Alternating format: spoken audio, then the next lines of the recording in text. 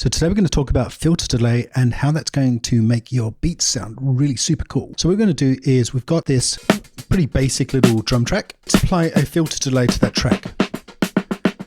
So let's just quickly have a look at what filter delay does. So you've got a left input, left right input, and a right input. What we can also do is switch off the filters, and we can just start with the left input. Got these delay times, and all they are is delay time in 16th notes that are syncing to BPM. You've got feedback, which is the amount of delay, and the pan is where the output goes in terms of left or right pan, and then you've got volume. So let's just start with the left input and hear how that sounds.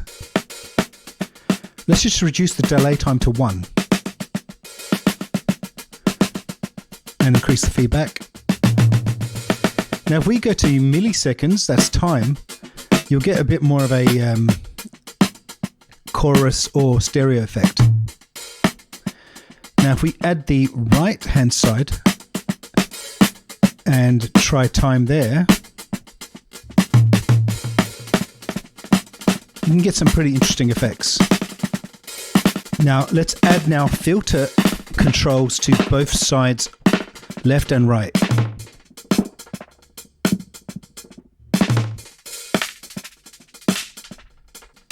Now let's automate the filter frequency. Let's bring it downwards. We can also create a return track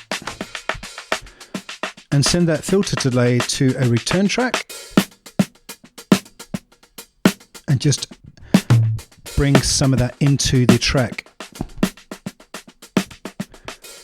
So it can sound pretty cool.